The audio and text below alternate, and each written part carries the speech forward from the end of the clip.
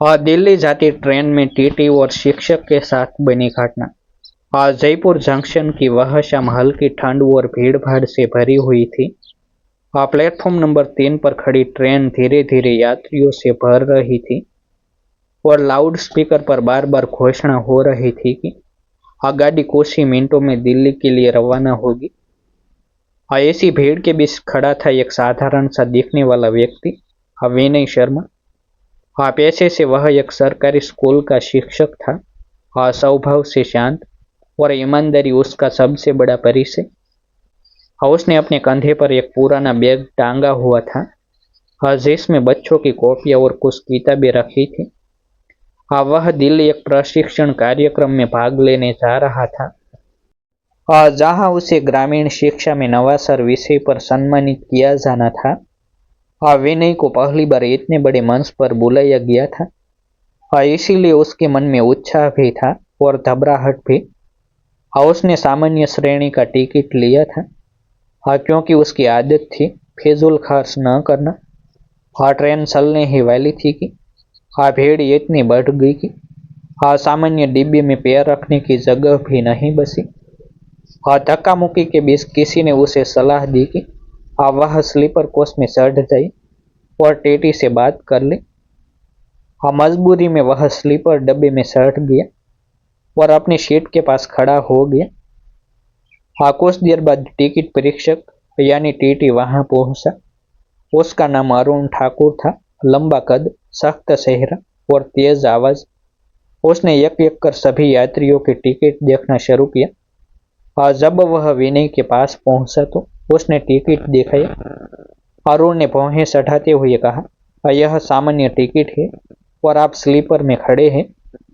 नियम तो नियम है। विनय ने विनम्रता से स्थिति समझी कि भीड़ के कारण वह चढ़ नहीं पाया और दिल्ली पहुंचना जरूरी है, क्योंकि उसे सम्मान समारोह में जाना है। टीटी ने गर्म आवाज में कहा, या तो जुर्माना दीजिए या अगले स्टेशन पर उतर जाइए। डिब्बे में सन्नाटा छा गया। कुछ यात्रियों ने विनय की तरफ सहानुभूति से देखा, लेकिन कोई खोलकर कुछ बोल नहीं रहा था। विनय की जेब में सीमित पैसे थे और जुर्माना देने पर उसके पास वापसी के लिए भी पैसे कम पड़ जाते।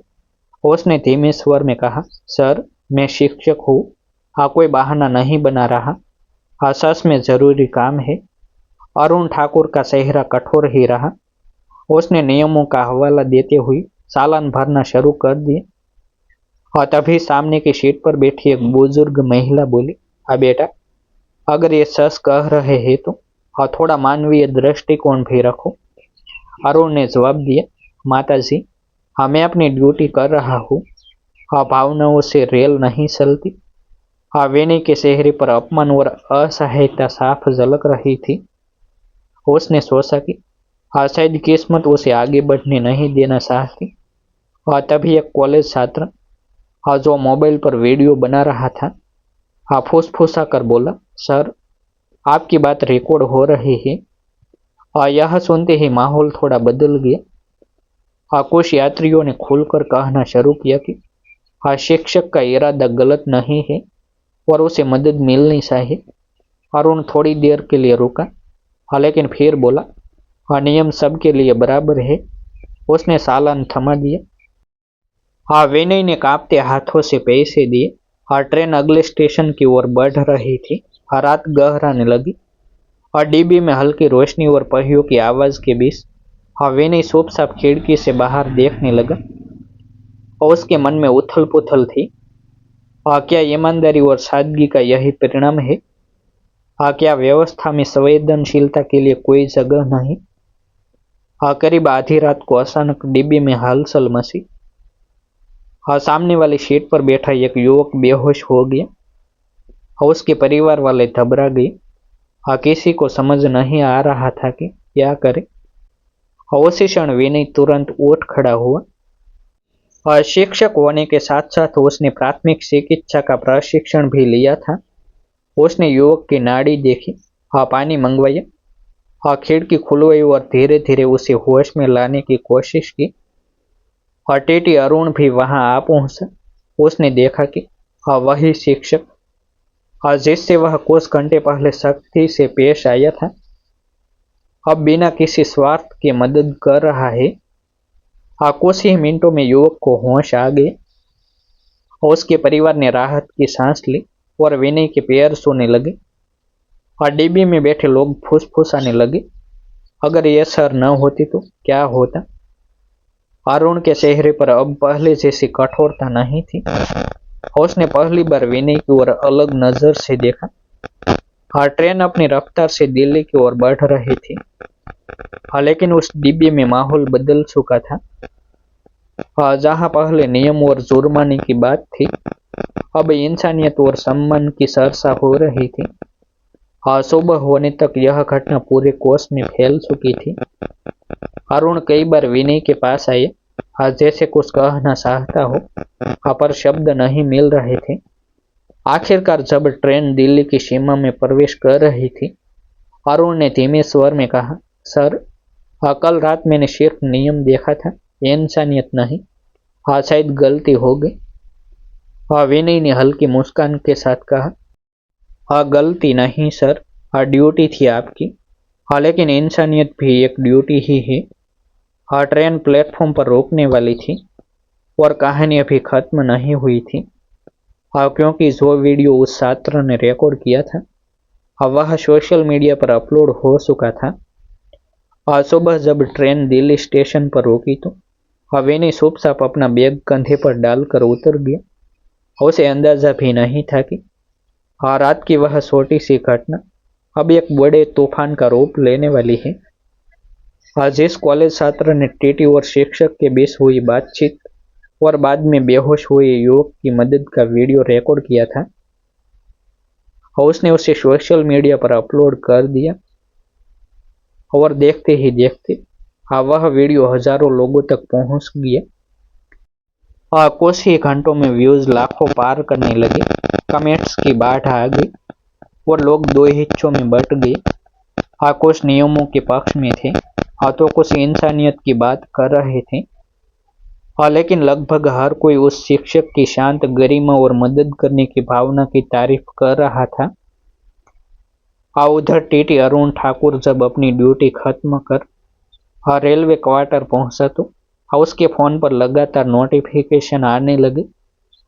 सहकर्मियों के मैसेज, वरिष्ठ अधिकारियों के कॉल और परिवार वालों की जिज्ञासा, क्या ये वीडियो आप ही का है। उसने वीडियो पूरा देखा और पहली बार खुद को बाहर से देखा। उसे महसूस हुआ कि उसकी आवाज में कठोरता थी, शब्दों में संवेदना की कमी थी। भले ही नियम उसके साथ थे, पर तस्वीर में वह एक संवेदनहीन अधिकारी की तरह दिख रहा था। और यह एहसास उसके भीतर कहीं गहरे उतर गया। इधर विनय जिस कार्यक्रम में सम्मानित होने आया था, वहां भी कुछ लोगों ने उसे पहचान लिया। आयोजकों ने मंच से उसका जिक्र किया कि कैसे उसने यात्रा के दौरान एक अजनबी की जान बचाई और हॉल तालियों से गूंज उठा। विनय के लिए यह क्षण भावुक कर देने वाला था, क्योंकि पिछली रात तक वह खुद को अपमानित महसूस कर रहा था और आज वही घटना उसे और ऊंचाई दे रही थी। उसने मंच से कहा, मैंने कुछ असाधारण नहीं किया, बस वही किया जो हर शिक्षक अपने छात्रों के लिए करता है, मुश्किल में साथ देना। इसी बीच रेलवे विभाग ने भी वीडियो का संज्ञान लिया और मामले की जांच शुरू की। हालांकि अरुण के खिलाफ कोई नियम तोड़ने का आरोप नहीं था, फिर भी विभाग ने उसे परामर्श के लिए बुलाया। वहां उससे पूछा गया कि क्या ऐसी स्थिति में मानवीय आधार पर कोई विकल्प संभव था, और अरुण के पास इस बार कोई सख्त तर्क नहीं था, क्योंकि उसके मन में खुद ही पश्चाताप घर कर चुका था। और 2 दिन बाद एक अप्रत्याशित दृश्य देखने को मिला। अरुण स्वयं उस स्कूल में पहुंचा जहां विनय पढ़ाता था। गांव के बच्चों ने जब रेलवे की वर्दी पहने अधिकारी को देखा तो कौतूहल से घेर लिया। अरुण ने विनय से हाथ जोड़कर कहा, सर, उस दिन मैंने नियम निभाई, पर आपने इंसानियत निभाई और वही बड़ी निकली। अगर संभव हो तो उस जुर्माने की राशि मैं व्यक्तिगत रूप से लौटाना चाहता हूँ। विनय ने मुस्कुरा कर मना कर दिया और कहा, अगर सच में कुछ लौटाना है तो कभी किसी मजबूर यात्री को समझकर निर्णय लीजिए। यह संवाद भी किसी ने रिकॉर्ड कर लिया और कुछ ही समय में वह भी वायरल हो गया। अब कहानी का रुख बदल चुका था। लोग इसे इंसानियत की जीत कहने लगे। न्यूज चैनल्स ने बहस चलाई। सोशल मीडिया पर हैशटैग ट्रेंड करने लगे और देखते ही देखते विनय का नाम प्रेरणा के रूप में लिया जाने लगा। लेकिन इस पूरी घटना का सबसे सकारात्मक पहलू यह रहा कि रेलवे विभाग ने अपने कर्मचारियों के लिए संवेदनशील संवाद पर एक विशेष प्रशिक्षण मॉड्यूल शुरू किया, और ताकि नियमों के साथ साथ व्यवहार भी संतुलित रहे। विनय अपनी पुरानी जिंदगी में लौट आया। वही स्कूल, वही बच्चे, वही सादगी। पर अब उसके भीतर एक गहरा विश्वास था कि साहस और धैर्य कभी व्यर्थ नहीं जाते।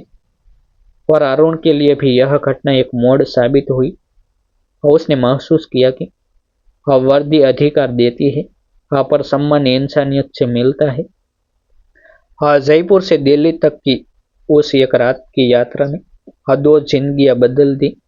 एक शिक्षक को समाज की नजरों में और ऊंचा उठा दिया, और एक टीटी को नियमों के साथ दिल की आवाज सुनना सिखा दिया।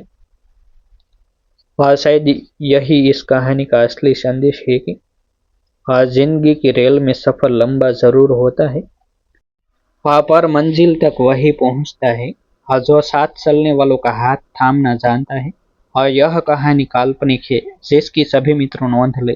फिर मिलते हैं एक नई स्टोरी के साथ। आभार। जय हिंद, जय भारत।